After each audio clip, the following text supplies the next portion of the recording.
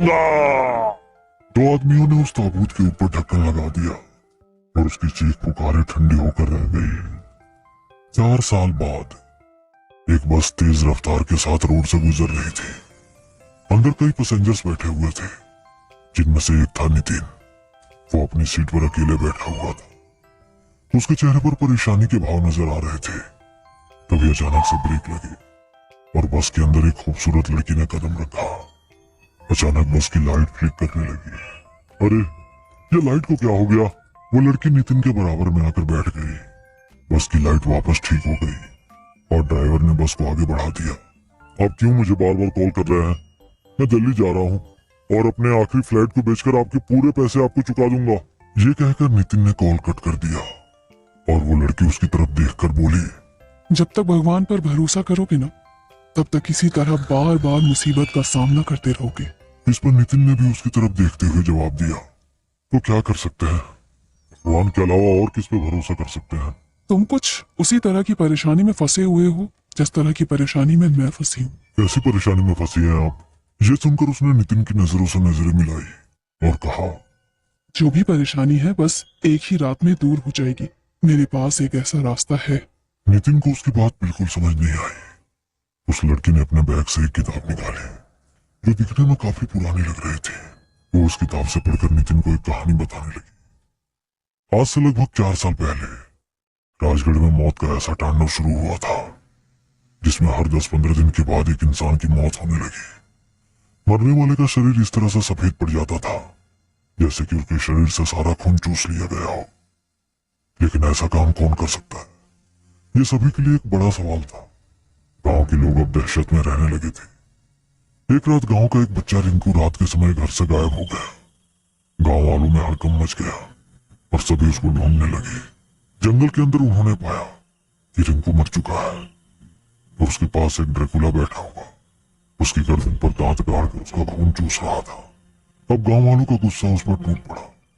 गांव के महान तांत्रिक ने उसको अपने मंत्रों की शक्ति से काबू किया और उसको बंदी बना लिया गया। वो उसको राजगढ़ की गुफा में हमेशा के लिए कैद करने ले जा रहे थे। वो बार बार यही कह रहा था कि वो अपने पूर्वजों का सबसे कीमती खजाना हासिल कर लेगा और पूरे गांव को अमीर बना देगा। गांव के लोगों ने उसकी एक नहीं सुनी। उसको एक अभिमंत्रित चांदी की कील से बंधित करके उस गुफा के अंदर एक ताबूत में कैद कर दिया और तब से वो वहीं पर कैद है।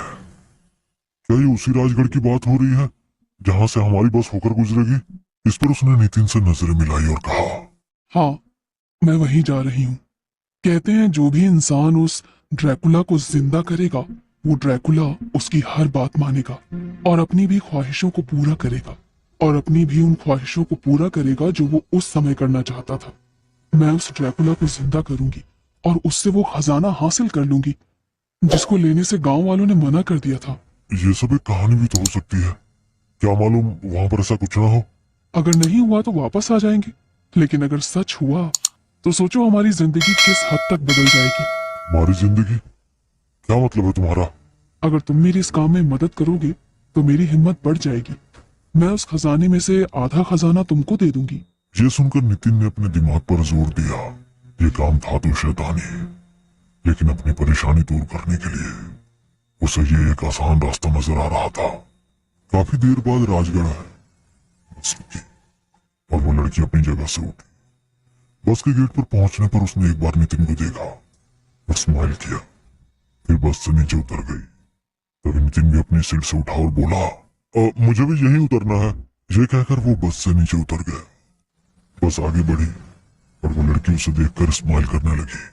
तुमने बिल्कुल सही फैसला लिया। क्या नाम है तुम्हारा? मेरा नाम नितिन है। और तुम?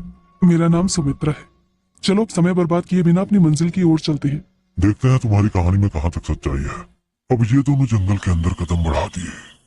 जंगल काफी शांत और सुनसान था, लेकिन सुमित्रा बिना डरे तेज तेज कदम आगे बढ़ा रही थी।